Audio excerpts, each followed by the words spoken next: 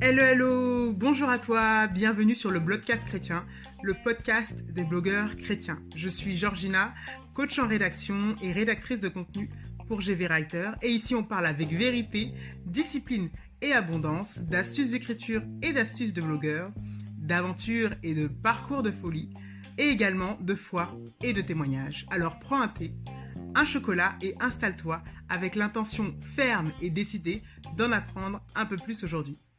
C'est parti.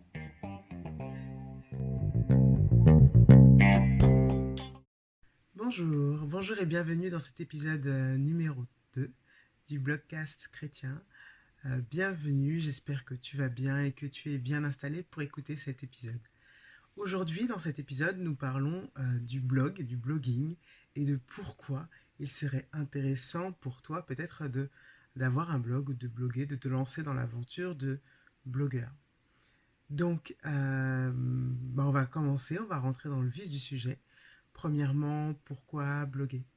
Alors, le fait de bloguer, d'avoir un blog, ici je parle bien évidemment des blogs c'est-à-dire reliés à un site internet. Je ne parle pas du blogging sur Instagram ou sur Facebook.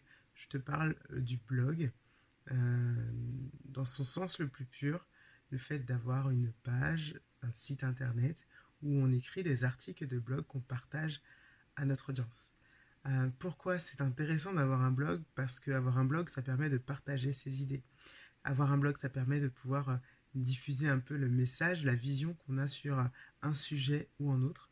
Donc c'est intéressant de le faire si on a vraiment envie de partager soit son expertise, soit se partager ses pensées, sa manière de voir les choses. Ça peut être intéressant de bloguer pour ces raisons-là. Mais pour autant, il faut bien réfléchir avant de se lancer parce que avoir un blog, c'est aussi généralement une aventure sur le long terme.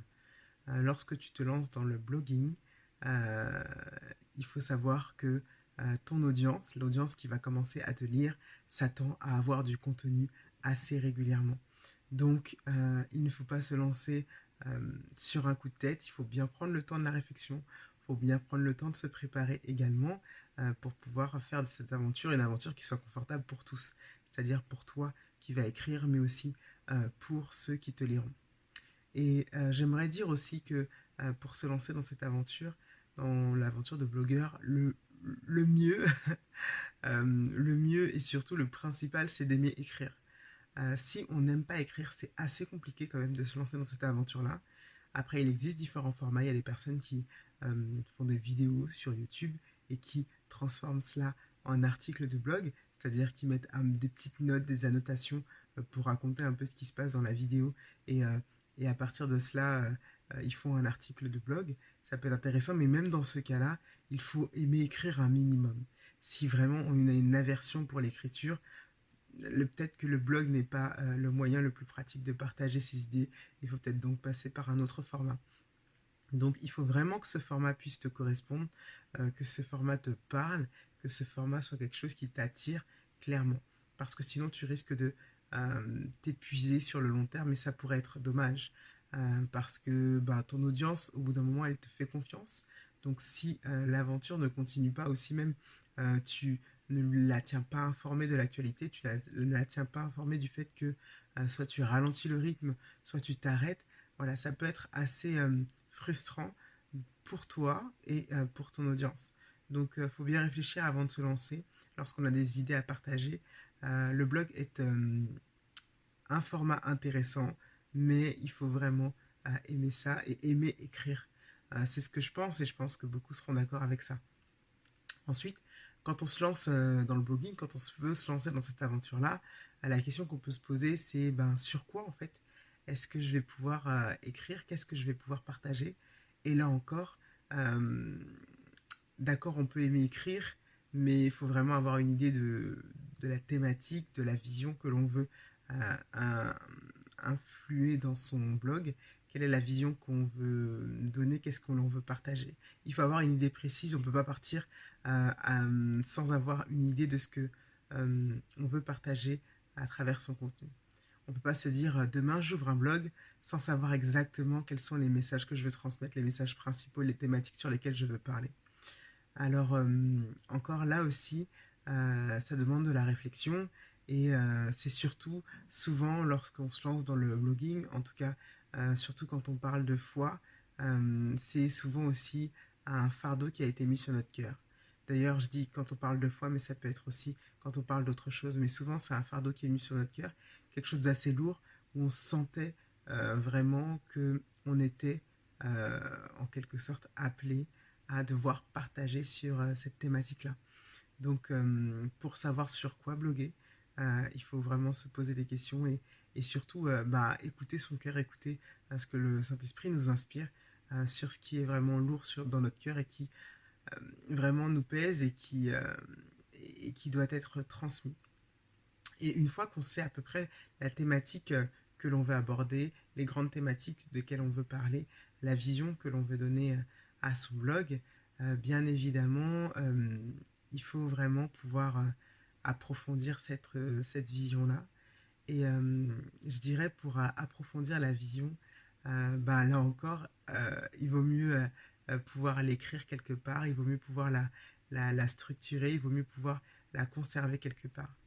Deux raisons à cela. Premièrement, le fait d'écrire la vision va te permettre d'ancrer réellement dans le réel ce dans quoi tu te lances. Ça va te permettre vraiment de pouvoir te dire bah oui, c'est réalité, je vais me lancer dans cette aventure de blogueur et c'est réel et j'y vais et c'est un projet qui commence et c'est vraiment quelque chose qui est concret. La deuxième raison pour laquelle c'est bien d'écrire la vision de son blog, c'est qu'en fait quand tu vas te décourager, parce qu'il ne faut pas se leurrer, hein, c'est pas parce qu'on a la motivation, c'est pas parce qu'on a le fardeau qu'on ne va pas se décourager. Lorsque tu vas te lancer dans cette aventure-là, peut-être qu'il y a des moments où tu seras découragé, peut-être qu'il y a des moments où tu auras carrément envie d'arrêter, peut-être qu'il y a des moments où tu seras vraiment submergé, et avoir ta vision écrite quelque part, ça pourra te permettre de pouvoir y retourner et justement de te rappeler vers où tu vas, pourquoi tu y vas, et quel était ton cœur au moment où tu as commencé cette aventure-là. Donc c'est vraiment quelque chose d'important à faire. Tant qu'à écrire, pourquoi pas écrire vraiment les bases de ce dans quoi on se lance, écrire vraiment le pourquoi, écrire vraiment les personnes à qui on veut parler, quels sont les messages que l'on veut leur transmettre, etc.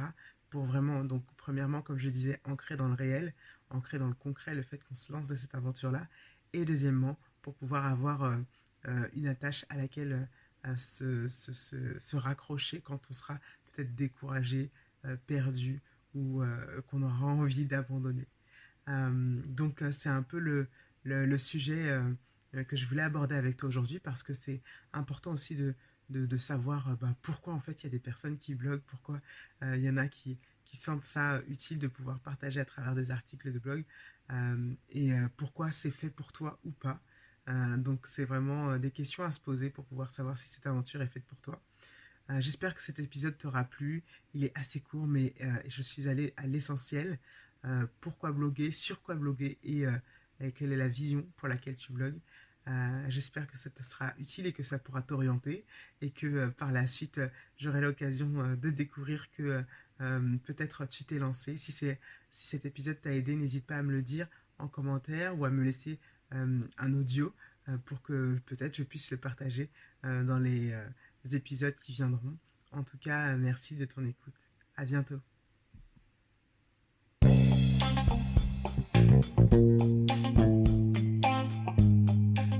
Merci d'avoir écouté ce podcast jusqu'au bout. Merci pour ton écoute. N'hésite pas à me laisser un commentaire sur ta plateforme d'écoute favorite afin de me donner ton avis et qu'on puisse interagir ensemble. Et je te dis à bientôt dans le prochain épisode pour d'autres découvertes, d'autres astuces, d'autres partages. À bientôt.